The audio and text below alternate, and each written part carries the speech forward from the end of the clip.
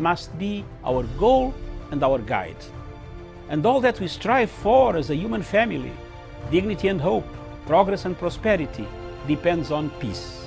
But peace depends on us.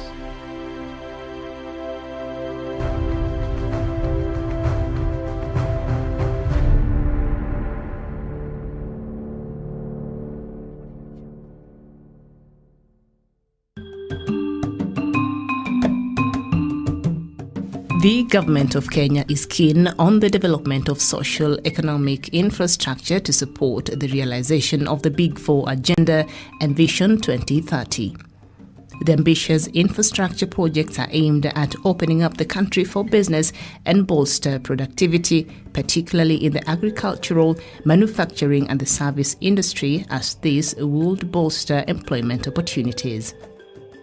Part of these critical infrastructure projects include the ongoing 27-kilometer expressway linking Nairobi's Jomo Kenyatta International Airport and Nairobi's Westlands. Upon completion, the expressway will exponentially reduce travel times within Nairobi and thus help the country save man-hours, which is being lost in the traffic jams on a daily basis. The Lake Victoria Port Modernization Project to increase cargo handling capacity of the port and to increase Kenya's bilateral and multilateral trading within the region.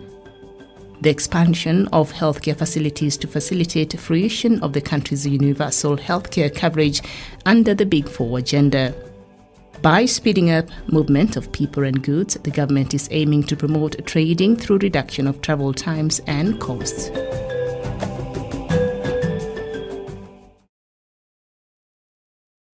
Very good afternoon to you, and thank you so much for joining us. It is about 3 minutes past 3 p.m. here in Nairobi, East Africa time.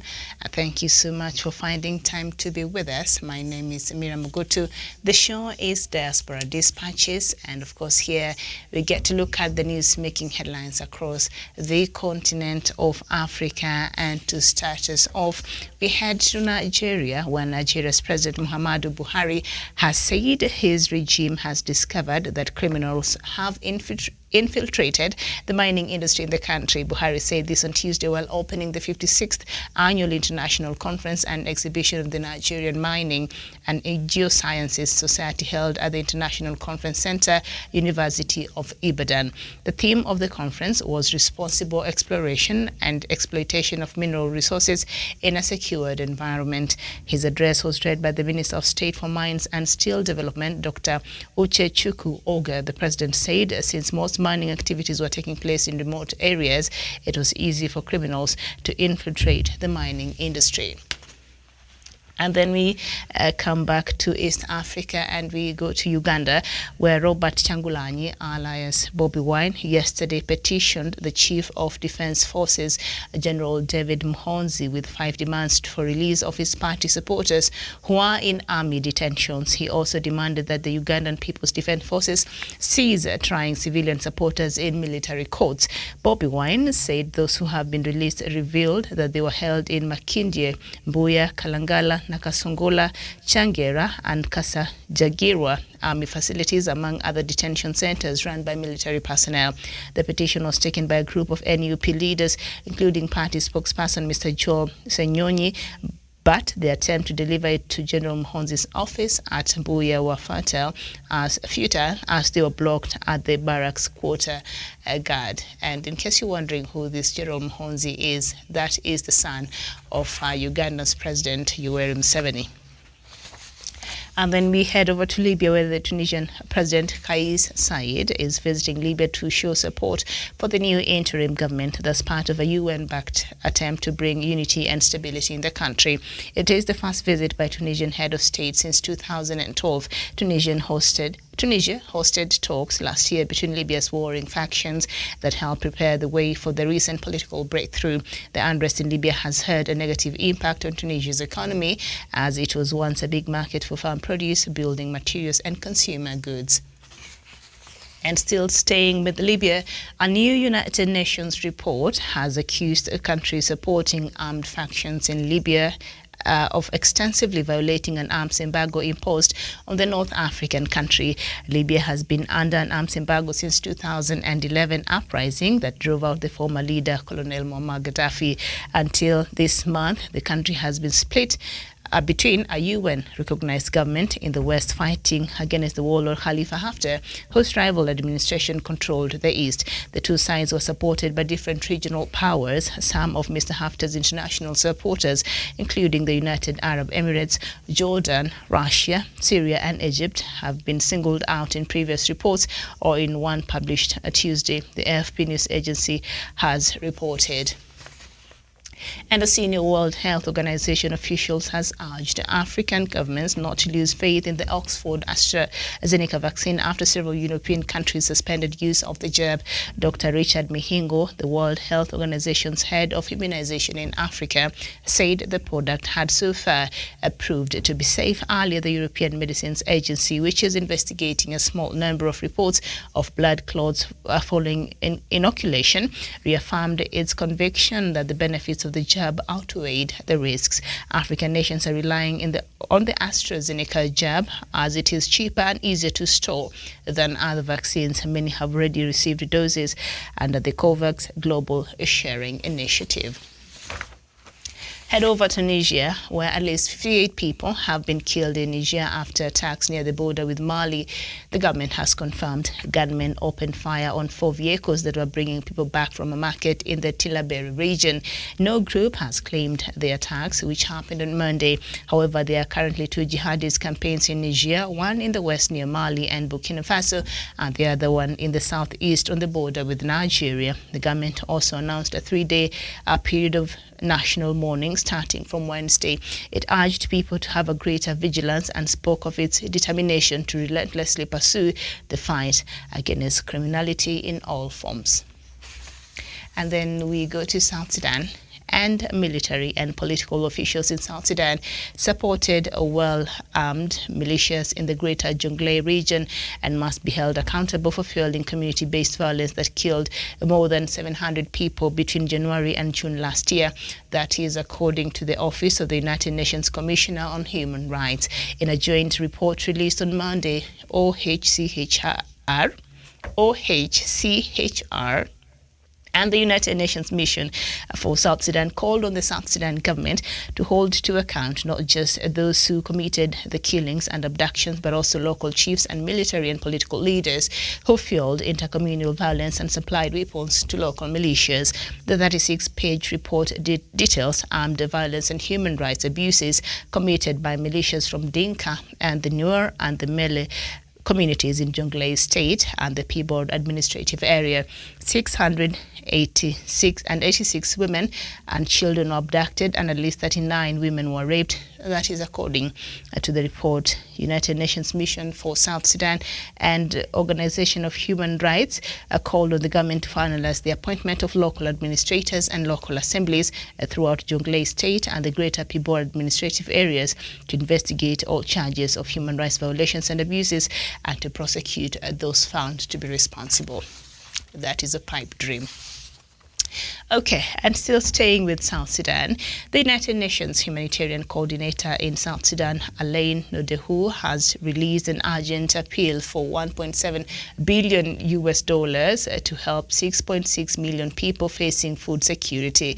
The United Nations released its South Sudan humanitarian response plan for 2021 Tuesday with an urgent appeal for $1.7 billion to combat growing food insecurity and other threats. The United Nations humanitarian coordinator in South Sudan said the funds were needed to help the 6.6 million people by the end of the year. Separately, the United Nations Refugee Agency on Tuesday appealed for $1.2 billion to support 2.2 million South Sudanese refugees living in camps in neighboring countries.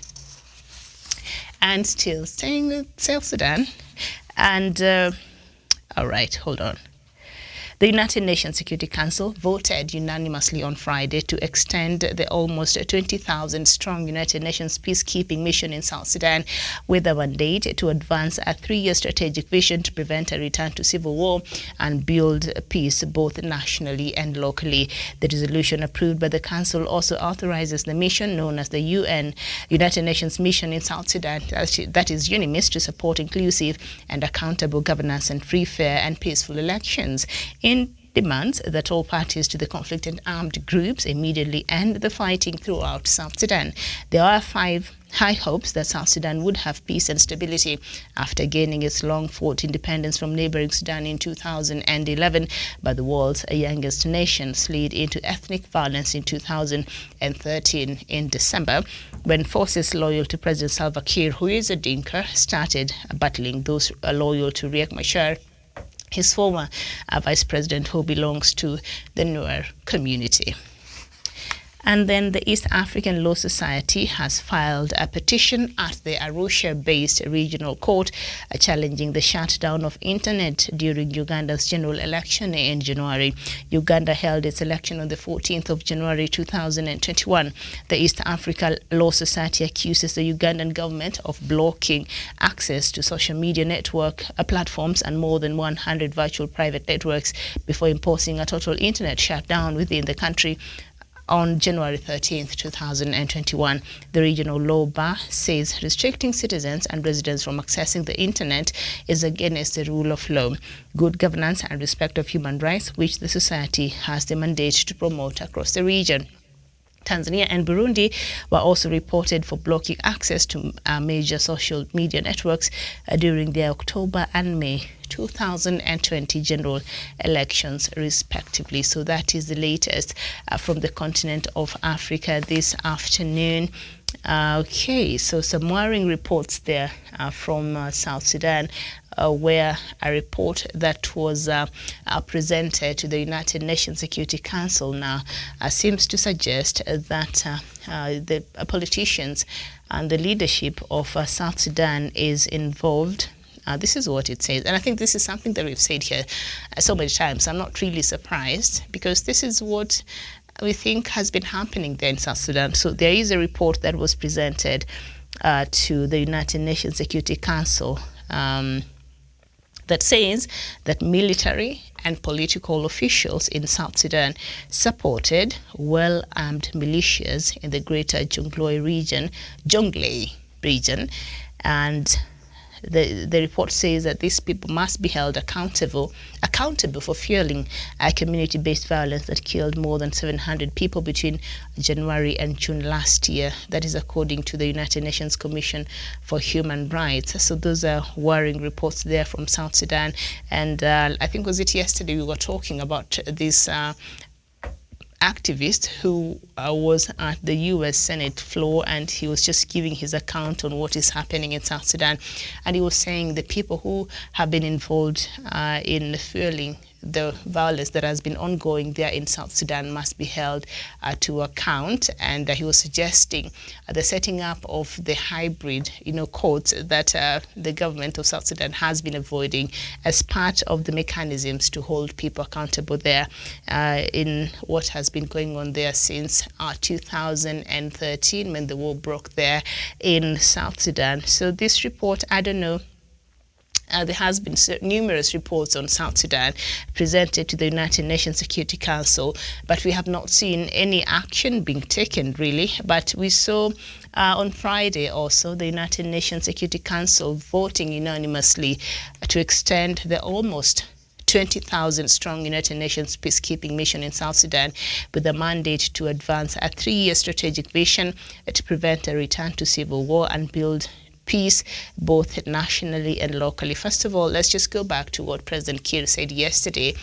when he wants a report on the unification of the army who have been training in the camps there in South Sudan, to know what the progress report and what so far they've been able to gather, and when these people will be able to graduate and go on and be settled in the different camps and take on their mandate fully there. So I think if that part of the revitalized peace agreement of 2018 can be actually implemented, then perhaps South Sudan can be on the path to finding peace, because the lack of collaboration, the lack of working together of these different forces, the lack of having a united army for the country of South Sudan has largely contributed to the insecurity and the conflicts that we've seen there ongoing in South Sudan. But this report that says military and political officials in South Sudan are the ones who are equipping, are the ones who are supplying with arms, are the ones who are building the capacity of these militia groups in South Sudan, I'm not surprised. This is something that we've been saying here, but we know right now South Sudan is under arms embargo. So anybody who brings arms in South Sudan, you're going against a UN resolution. The same case we saw is it in Libya, the report that I started, did I start with that? No, in Libya also, because there's also a new report that shows that accuses countries supporting armed factions in Libya, and they are the ones who are violating the arms embargo. And what is really sad about this is the countries, some of them that are being accused, are part of the United Nations permanent members.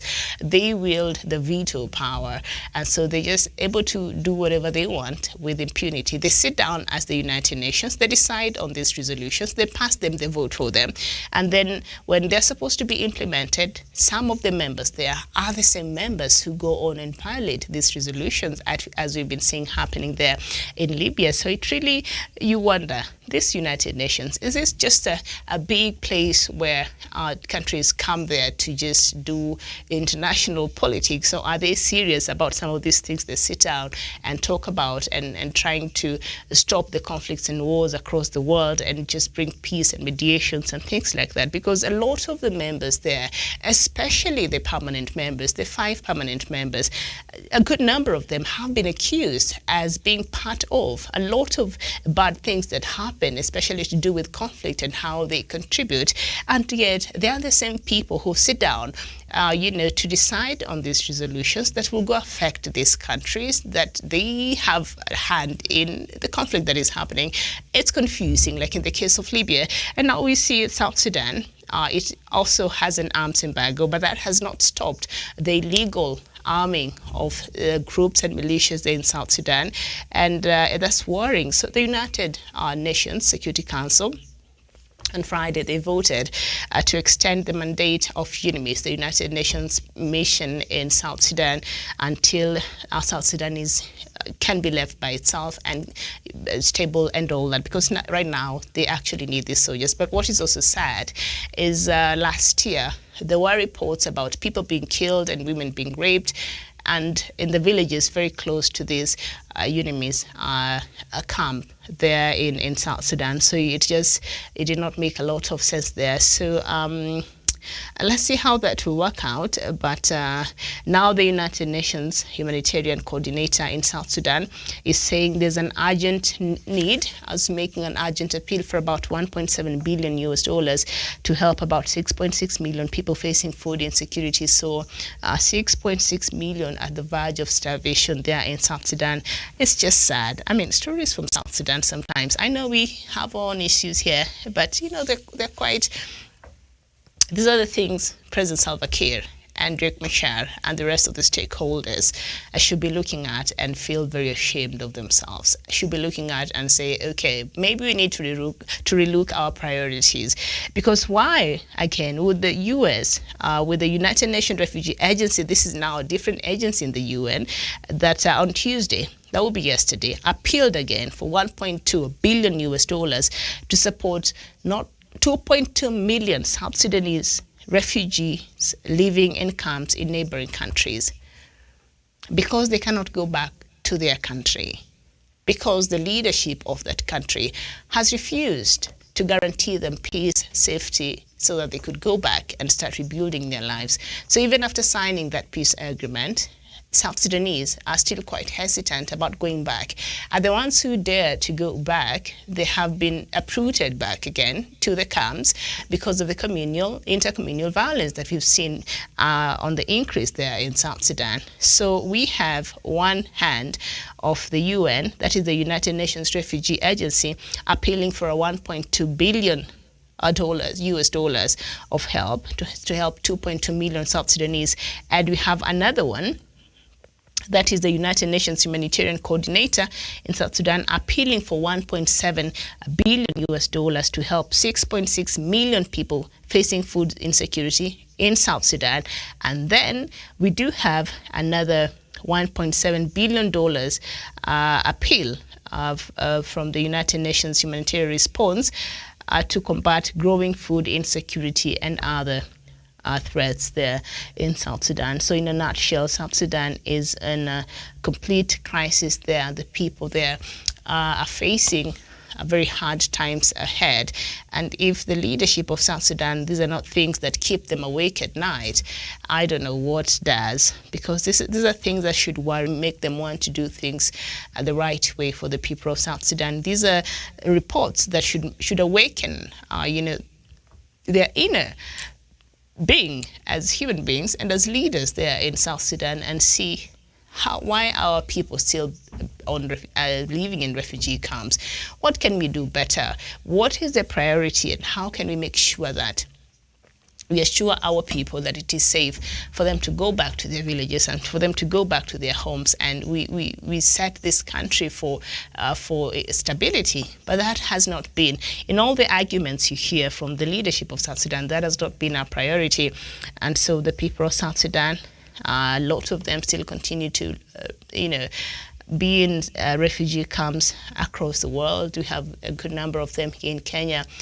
Uganda holds a huge number of South Sudanese refugees, and across the world. And so it's not a good thing. It's really not a good thing. And the ones who are left in South Sudan are in dire conditions, as I have read there, and a lot of money is needed to avert a food security crisis there in South Sudan. So quite interesting, really, and sad at the very same time. And so I'm just hoping that things like this will just make the leadership of South Sudan want to do right by their people. So this is African Law Society, which has filed a petition at the Arusha-based regional court challenging the shutdown of internet during Uganda's general election in January, and also they brought in the cases of Tanzania. We saw what happened in October last year, and in May, Burundi also shut down the internet. And so they're saying that the government, that is the regional LOBA, says that restricting citizens and residents from accessing the internet is against the rule of law, good governance, and respect for human rights, which the society has the mandate to promote across the region. And I will tell the East African Law Society that President Museveni does not care about any of that you've mentioned, the rule of law, good governance, and respect of what? Human rights. Tell that to the birds. Museveni does not care at all, as we have seen. Where is that story where is that story? But I'll be following that case there from the East African Law Society, based in Arusha, Tanzania, where we don't even know where the president of the country is. Chagulanyi, aka Bobby Wine, Robert Chagulanyi, right? So yesterday he went to petition the Chief of Defense Forces, General David Muhonzi. In case you don't know who that is, I'll repeat. That is the son of President Museveni. So the rank that he holds is the highest in the military there in Uganda. So they went there to try. He went there. He wanted to particularly access these NUP members. They wanted to access the office of Muhonzi and try to petition him to have some of their supporters who were arrested during the election periods and days that followed to be released. And they were not able to access his office, of course. And now, from the people who had been released from these detention camps or whatever that the government was keeping them, they're saying that they're being held in military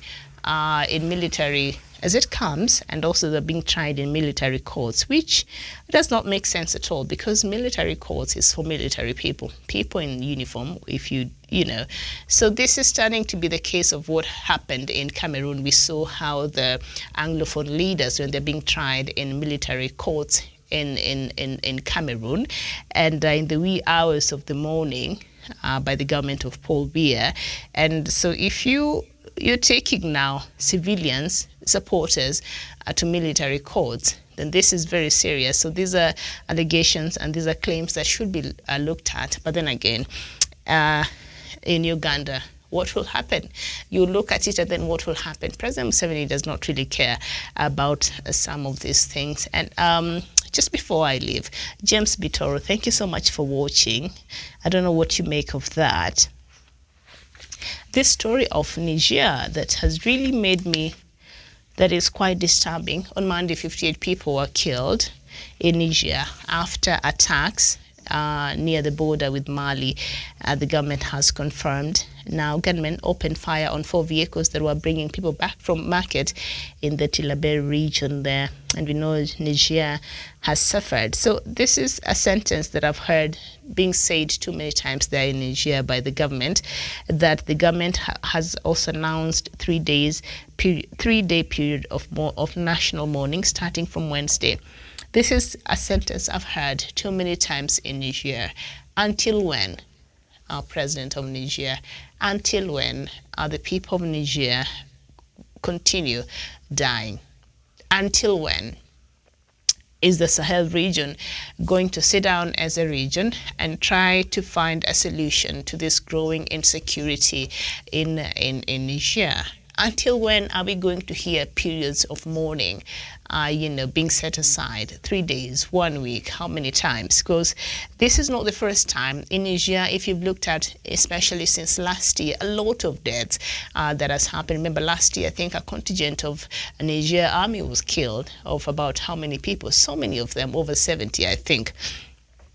So you see, this has been a pattern, and what we get from the government, it's really not enough to try to address the problem there in Niger. I know this is a problem that started from Nigeria, but also Niger had its own insecurity problems there. And what the government is saying now, it's urging have greater vigilance. Okay, so this is where I have a problem. And that is what I think what Nigerian government was telling its people, to be more vigilant. So these are people who are coming from a market and they were in buses heading back to their homes. I'm supposed to feel safe when I'm on the road anywhere in a country, because I'm supposed to know that the government rests in the fact that the government has my security assured. So these are people who were just coming from their day activity. Maybe they were selling some things in the market, or maybe they went to buy some things from the market and they're heading home. And so about 4 buses that were filled with people. So these people are all bullet sprayed by this militant. So how do you tell these people to be vigilant?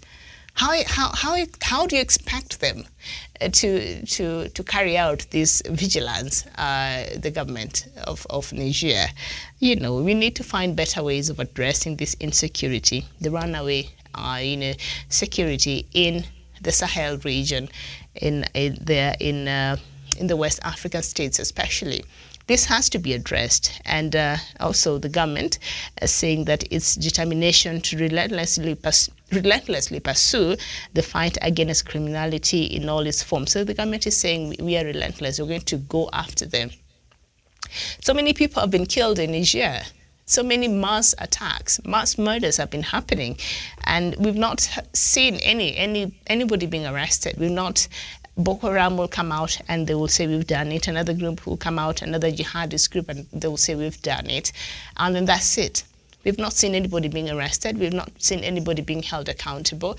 And life continues until we hear another mass killing and the government sets aside 3 days of mourning. Enough is enough. And I think the citizens from these countries right now should just rise up and demand for better. That will include Nigeria, that will include Niger, that will include Mali, I think also Chad, the Sahel region. period. I think they need to demand better from their leadership there, because this insecurity is completely getting out of hand. And so something needs to be done, and very, very quickly. All right, and we saw there in Nigeria, President Buhari blaming the insecurity there for mining that happens in the villages. He's saying the mining activities there is supporting militant activities. President Buhari, if you already know that, why don't you use that intelligence to try to respond effectively to that? Stop with the sideshows, stop with the excuses. Your government has failed, it continues to fail. Instead of finding places to apportion blame, sit down with your security agencies. Every now and then I read of President Buhari met the security agencies in Nigeria, met with security chiefs, and they've been locked in a 5-hour urgent security meeting. And I've never seen anything substantive coming out of those meetings. Instead, after that, you hear Boko Haram has murdered children playing in a field. Boko Haram has murdered certain people in a village somewhere. So President Buhari, no, you cannot stop with the sideshows. Address the issue of insecurity in Nigeria fair and square. That's all the people of Nigeria want, I think. All right. Thank you so much for watching. And I'll see you tomorrow. Sidonia Jivandas, thank you so much. You're saying Africa politicians are the war, and James Bitoria saying Museveni is the obstacle to achieving peace in South Sudan. UPDF is fully engaged in the civil war. Yeah, I think the Uganda factor there is something that we cannot escape from when it comes to the conflict in South Sudan. So you think they're part of the people who are violating the arms embargo? Okay, I did not say that. I'll see you tomorrow. My name is Miriam Ogotu. Bye-bye for now.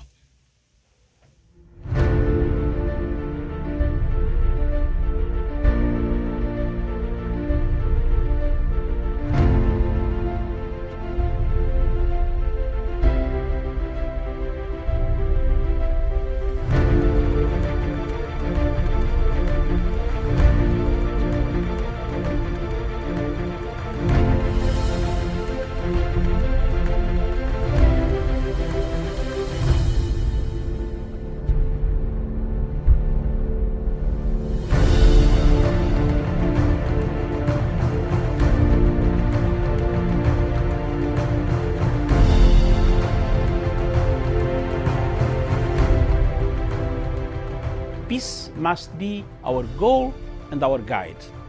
And all that we strive for as a human family, dignity and hope, progress and prosperity, depends on peace.